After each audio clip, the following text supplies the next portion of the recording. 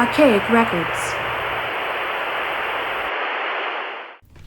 Hey, what's up, everybody? It's Archaic Records here with you again. My name is Jamie, coming to you from Nashville, Tennessee. And today we're going to be taking a look at the brand new record, Garden of Heathens, by American psychedelic doomsayers, Heavy Temple. Now, Heavy Temple are a band from Philadelphia, Pennsylvania. This is a band I first discovered a few years ago when I saw them live at the Muddy Roots Music Festival, just a couple hours east of where I'm sitting right now in Nashville. This was a band I'd never heard of until I saw them take what they call the wood stage out at Muddy Roots, and their live show completely blew me away. This is a band we've seen a couple other times as well, and I find their live show always to be quite mesmerizing. Speaking of Muddy Roots, what is going on with the lineup for this upcoming year? Now, over the past several years, my wife and I have become pretty loyal devotees to both the festival as well as the community that accompanies it.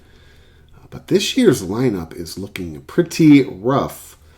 Now, I'm not somebody who necessarily just goes out there to see the headliners, but this year's headliner is Go-Go Bordello, and for me, that is a hard pass every single time. And even the bands and artists they've announced on the sort of the under card, at least this far, very few of them are at all interesting to me. So I'm hoping as they start to announce the sort of second wave of bands and artists for this year's Muddy Roots, I hope it certainly gets better. My wife and I have actually considered not going this year, which is something that I would hate the idea of. But as of right now, there's just very little at all interesting to me as far as this year's 2024 Muddy Roots Music Festival. And like I said, it's something that we've become very sort of devoted to over the years. And one of the things I love most about it is getting turned on to bands that you haven't heard before. Or in this case, a band like Heavy Temple, a band I never even heard of before, seeing them live at Muddy Roots. Now, if you are unfamiliar with Heavy Temple, but you are a fan of artists like Kiss, David Bowie, Candlemass, Sweet, Deep Purple, with a little bit of the Runaways and Girl School mixed in there, and maybe just a pinch of Fu Manchu for sort of modern sensibilities, I think that this is a band that you would really love. Now, saying that, this band does have a lot of different and unique influences, but this band does have their very own sort of unique sound and style. When you hear Heavy Temple, at least in my opinion, you know that you are hearing Heavy Temple. One of the things I love most about this band is that this band just sort of like transports you away.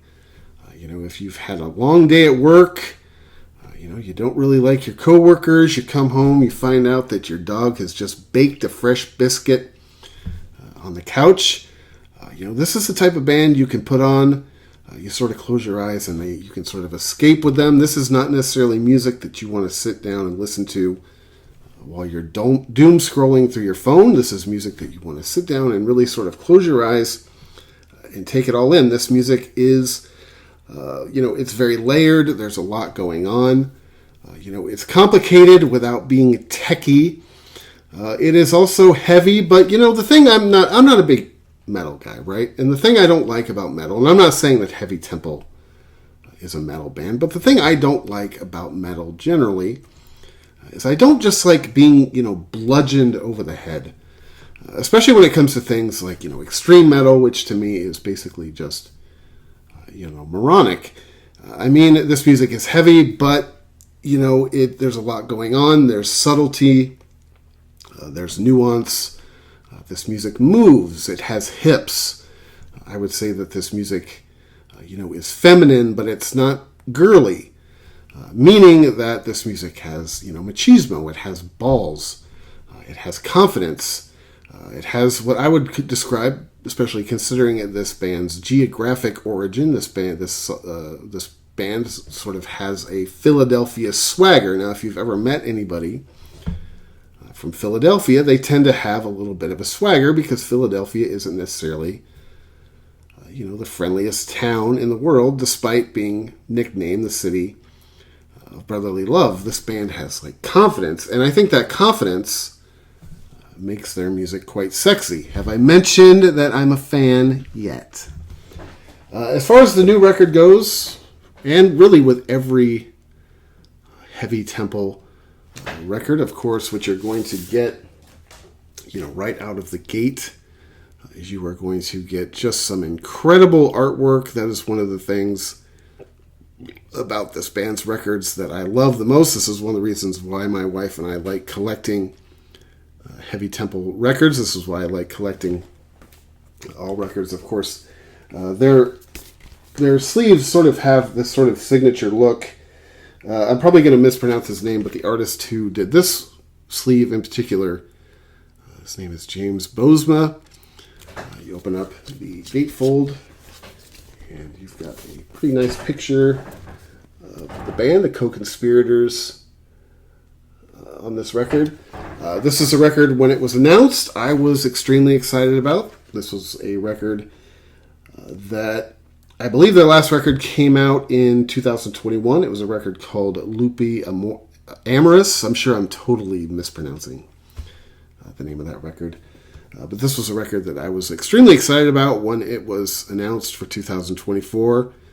Probably one of the records I was looking forward to most this year. One of the cool things about this record, which is plentiful things are cool about this record, is of course it comes on this really cool sort of teal marble vinyl. So if you have not picked up your copy of this record yet, I would highly recommend it. Now, I would say my first impression of this record, the first couple times that I listened to it, I would say at first I didn't think I liked it quite as much as the last record. Again, I'm probably mispronouncing Lupi Amorous from 2021. But the more I've listened to this record over the past week or so, the more it's grown on me. Not that I didn't like it when I first heard it, because I did. I am a huge fan of this band. But over the course of this week, it started to grow on me more and more and more. And actually, I think that this record is every bit as good as the last one. Now, it's a little bit different. This band isn't static. This band continues to sort of move forward and evolve. That's one of the things I like about this band. That's one of the things I like about a lot of the bands I like. I don't necessarily, love it when bands just sort of, find their groove and keep putting out the same records over and over and over again. This record is different from the one before it. I think the playing is different. I think the writing, especially lyrically, I think the writing is better on this record. And her vocals her vocals on every record that this band has put out, especially seeing her live, are incredible. But I think that vocally, this is probably her best performance, at least that I've heard on record. And lyrically, I find this album to be very relatable. It's very dark. It deals with some fairly heavy content, no pun intended.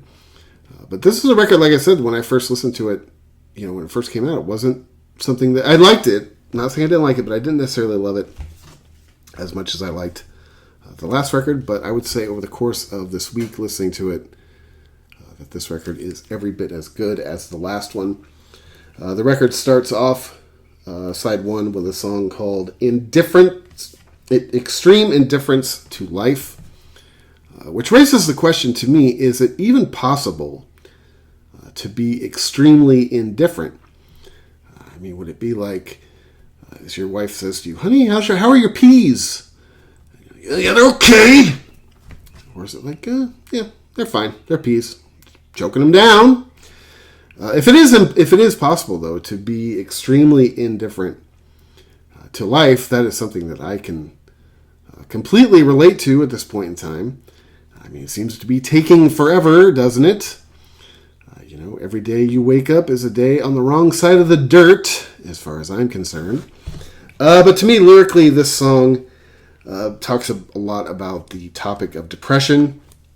It's something that I am very personally, I find this song to be very relatable. Instrumentally, This song is a huge, epic, sort of Candlemass influenced, just juggernaut. This is actually one of my favorite songs on the record. Vocally, this is one of my favorite performances on the record. To me, this song is like the soundtrack to the guy who's in his front driveway, airbrushing a wizard on the side of his van. That's, to me, is what the first song on this record sounds like. Not that a lot of the songs on this record don't sound like that. Again, it's got that big, heavy, 70s dark hard rock, sort of glam rock influence.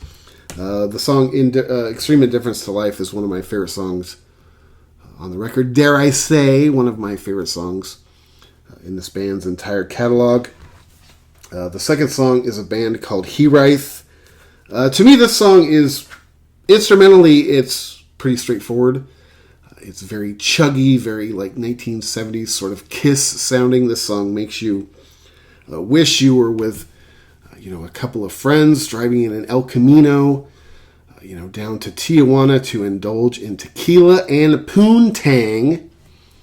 I remember when I was a younger lad, a couple times when I was 18, 19 years old, I took a couple trips with some friends that I had classes with in college down to Tijuana, and it was funny. The first time I ever went down to Tijuana, I was completely innocent. I didn't drink. I didn't really do anything. I was very much a nerd, and I didn't really indulge in anything on that trip, but I just wanted to go basically for the experience. I'd never been outside of the country. Not that Tijuana really, qualifies. But I do remember one of my friends telling me, he's like, dude, when you get down there, you're going to feel like a steed. The way the women treat you down there, especially when they find out, or, it's generally obvious if you're a gringo, but if they find out that you're an American. And sure enough, he wasn't wrong about that. Now, I was very nerdy and very awkward and very sort of antisocial, and I didn't indulge in anything. But it was sort of a boost to the old self-esteem to see the way that women were sort of flocking around me. Now, obviously, they were interested in something besides all this. I understand that. But nevertheless, it's still, it made me feel, pretty good about myself. To me, this song is very heavy lyrically, and, it's about social anxiety. Sort of, out of one half of your brain, sort of, celebrating your individuality and celebrating the fact that you don't necessarily fit in with all of the norms of society, but sort of on the other half of your brain, you sort of have this like kind of underlying desire to be at least somewhat, accepted by your general peer group. It also talks about, at least how I interpret it, is, does the way I see the world affect the way I feel about myself, or does the way I feel about myself affect the way that I see the world? And, to me, this song also sort of, it doesn't directly mention this, but it makes me think of something, like social media, which is something, if you're somebody who deals with a lot of issues like social anxiety and self-hatred and, feeling of isolation, feeling as if you don't necessarily fit in with the world around you, something that I can completely relate to. Social media is designed, it's literally designed to make you feel even worse about yourself. Even doing this dumb little YouTube channel, which I started as a hobby. This isn't something that I plan on making into a career. It's just something I do for fun. It's something to talk about my passion in life, which is records. You get a lot of people who will leave you just the shit-eatingest comments that you can possibly imagine. It sort of requires you, at least it has required for me in this situation, to develop somewhat thick skin. Now, I also sleep comfortably at night knowing that none of these people would ever dare say any of this stuff to my face. And I'm not saying that as if I'm some intimidating badass, because I don't see myself that way. But it is interesting, the world we live in now, especially if you're somebody who, you have a lot of issues with yourself and being social and wanting to sort of fit in, and also wanting to celebrate, that individualistic side in you. Making friends and being social is not something that comes natural to me. My wife is much more natural at it. She has this, relatively, I would say, large group of friends. I think sometimes she worries about me because she thinks that I'm lonely, or she thinks that, I don't usually tend to do a lot socially outside of like hanging out with myself or going to record stores on the weekends. But I love this song. It is very relatable. It is pronounced Hyreth, by the way. I actually had to look up how to pronounce it. I'm an idiot when it comes to pronunciation. And it's a Welsh word, which means a feeling of nostalgia or sentimentality or something like that. Homesickness, basically. But it's one of my favorite songs on the record. I don't know if I mentioned this before. There really isn't a bad song on this entire record. The next song after that is a song called Divine Indiscretion. I love this song instrumentally. To me, this song is about somebody, whether it was a long-term or short-term sort of relationship situation. This is somebody who left an indelible impression on you, not necessarily the most positive one. This is something that I get the impression, and again, this is how I interpret these songs. I'm not saying that this is how it's written, but this is what it makes me think of. You go through a situation with a person, for some reason you become kind of hung up on them. You realize that they've probably damaged you in some way, and when you come through the other side of it, you can't help but think to yourself, man, did I just get hit by a truck? Or what? I love this song. I love this song lyrically. It very well describes that feeling of just basically being put through a laundry mangle by somebody that you had feelings for. Sonically, there's a lot going on in this song. It's a little bit long for me. This song does keep you interested, though. It is a little bit long-winded as a song. For me, that isn't necessarily a dig. For me, that just is somebody, I come from more of a punk rock music fandom background. I tend to prefer 2 to 3 to 4 minute long songs. This is not necessarily heavy tempos luggage. They do some big epic kind of long songs. This one is good for most of the way through it. It does keeps my interest, at least. But the one thing I'll say about this song that I don't like, and like I said, this isn't a dig, but there's an outro to this song that kind of just goes on and on and on. And by the end of it, I'm pretty ready to hear the next track. I'm not going to lie to you, but it's a great song. Again, I've said this before. It's one of my favorite songs on the record. I don't think there's really a bad song on this entire record. Side 1 closes out with a song called House of Worship. Originally, when I saw the track listing for this record, I thought this was going to be sort of a different theme for the song, because worship is spelled as if it's like a Navy warship, not like a what you think of when you hear the word worship. But I like the song. It starts off with this sort of church choir intro, and then lyrically, it really talks about, to me, this is, again, this is sort of how I interpret it, but this is sort of a song about not seeing somebody's scales behind their smile until they've already sort of lured you in with their false charm. To me, this is a big, epic, Candlemass meets Kiss, sort of, just gigantic 70s dark influenced. There's a lot of tempo changes. Vocally, this song is just gut-wrenching. You can really feel the pain in the song. I think this is, again, something that's very relatable. I get the sense that before the songwriting process for this record began, somebody might have gone through the end of a relationship. I really like this song, though. It talks about how, maybe when you're first introduced to somebody, you kind of see all of the positives and even things that are negative because you're still in this sort of cutesy phase. You can somehow manipulate them in your own head to being positives. But sometimes it is, you don't see a person for who they really are until you're sucked in, and then it becomes obvious. And what may have been obvious to people around you suddenly becomes obvious. And then, at least in my experience in these situations, I always just end up feeling like a total dope at the end of the day. The first song on side 2 is a song called Snake Oil and Other Remedies. I think instrumentally, this is probably my favorite song on the record, instrumentally.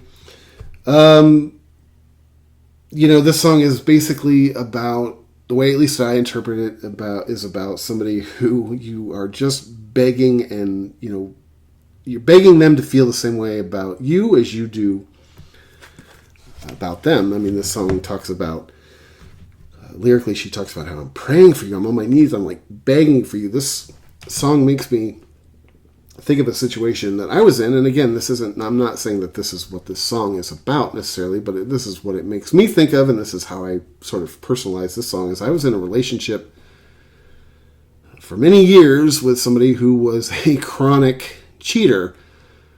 Now, looking back on it, it was just as much my fault as it was hers in a lot of ways. Now, at the time, I wasn't necessarily willing to admit that. I was sort of somebody who, in a weird, kind of sick way, kind of got off on it because I liked being a professional victim, which just the act of admitting that took me many years to at least come to terms with.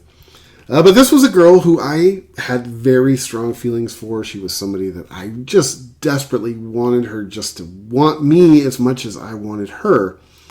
And we worked together, but she was not somebody who was particularly nice. She was somebody who had a tendency to become violent, especially when she drank, which she did all the time, as did I back in those days. I am not Jesus Christ on the cross here. But I remember we used to go out separately with our friends, and every night I would come home, and I would always get home around the same time. I usually went out with my friends, and I was usually home by 11. Now, this was up in Washington State, and I know at the time, and I'm sure it probably still is, but bar time around then was 2 o'clock, and every night she went out drinking with her friends and others, as I later discovered. But every night around bar time, it would become this thing, whether or not she was going to come home or if she was going to go home with somebody else. And this was something that literally like for months and years, every night, I just had to worry. And at 2 o'clock, I would do the pathetic thing where I'd start texting her and calling her, and she would ignore my texts and ignore my calls because she was out riding somebody else's pole. Now, this girl was attractive. Don't get me wrong. I mean, she was an attractive girl, but man, she was getting more dick than anybody I've ever met. But every night it got to this thing where I would become basically like physically ill with worry and, self-hate and, just playing out all of these scenarios in my head. And I'd go to work the next day and I wouldn't be able to do my job.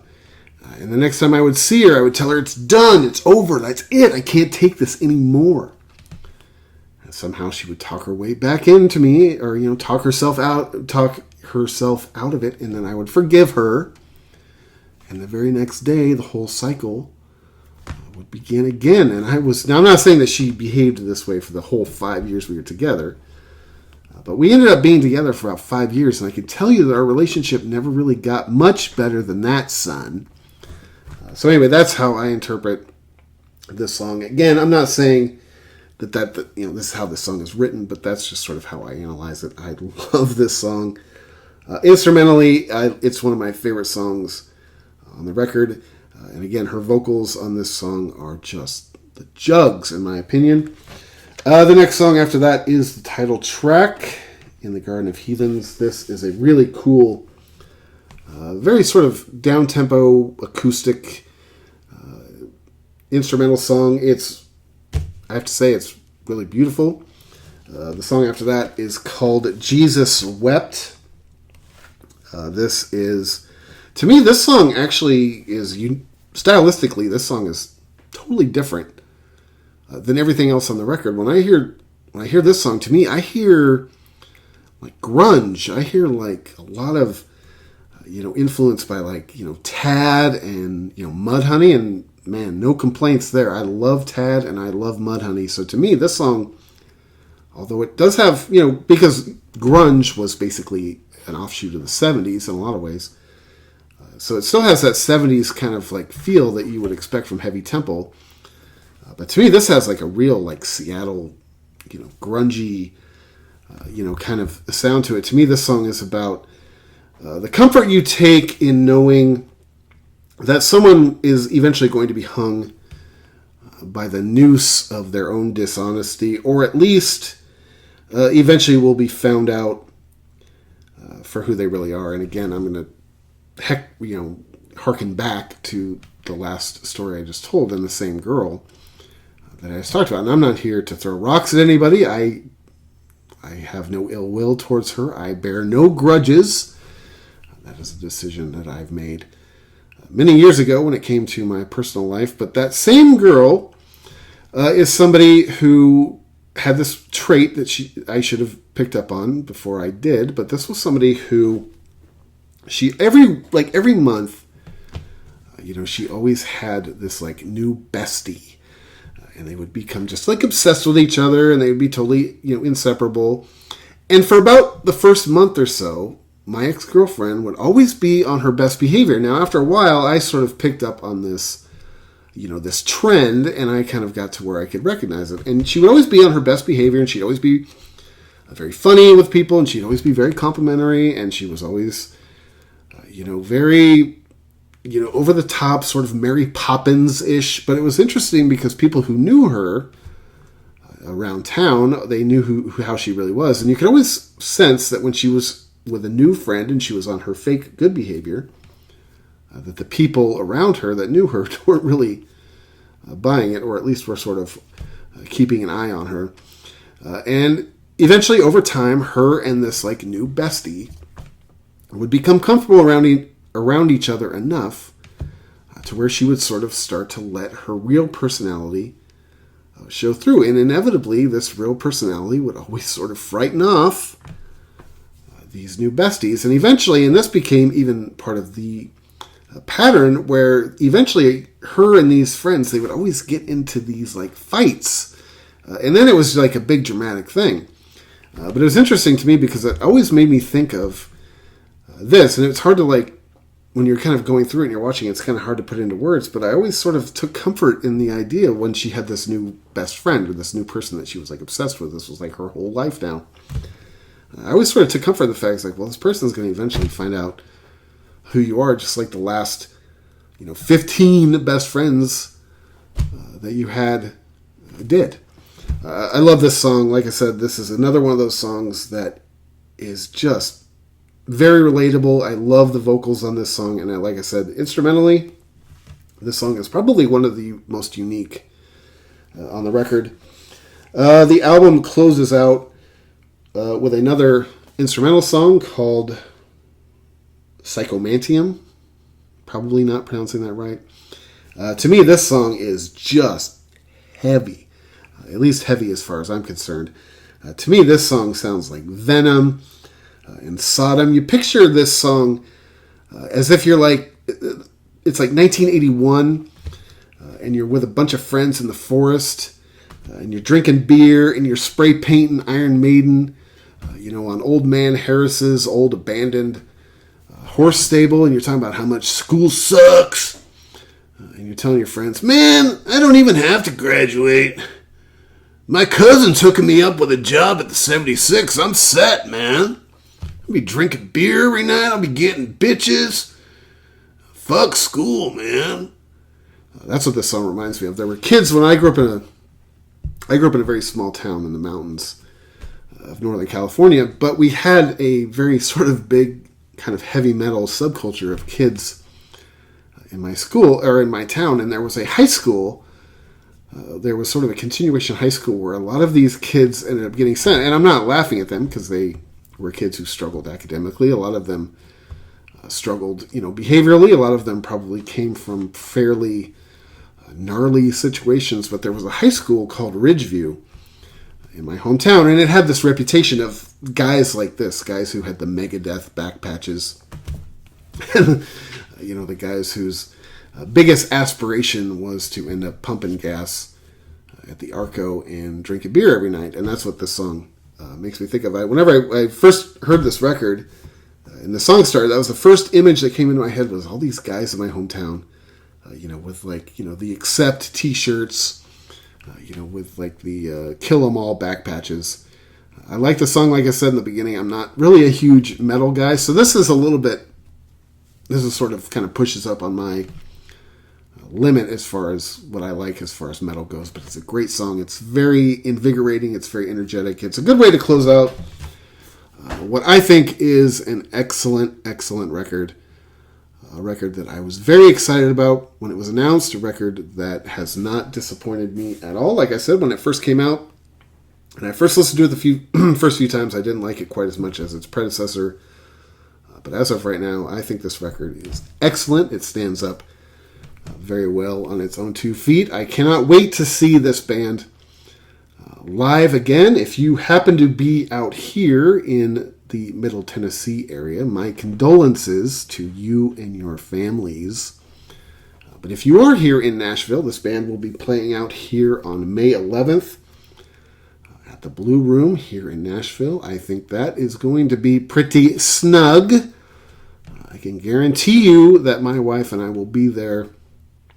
That is a show that I guarantee we will not miss for anything, and probably will give you a show review of that show after we attend. I know you probably just pissed down your own leg in excitement for that.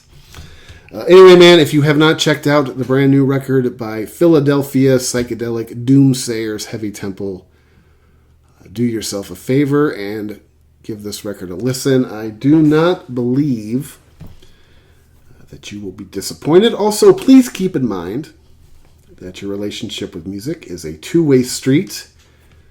Yes, it is up to the artist to continue to put out good records, to keep the music and the scene moving forward, but it is our responsibility as fans to support these bands. So if you go back and you listen to Garden of Heathens by Heavy Temple and you enjoy it, be sure to go out and support this band. Buy a record, buy a CD, buy a t-shirt. Be sure to support a live show when it comes to your town, May 11th, here at the Blue Room in Nashville, Tennessee. I realize, that things are tough. Money is tight, but it is important. I do think it's important, and I think that you should think it is important as well. Anyway, man, thank you so much for checking out this video. This is Archaic Records. My name is Jamie, coming at you from Nashville, Tennessee. Be sure to go out and support your local record store. It is Record Store Day today, by the way, so happy Record Store Day. I hope you were able to secure all of your goodies.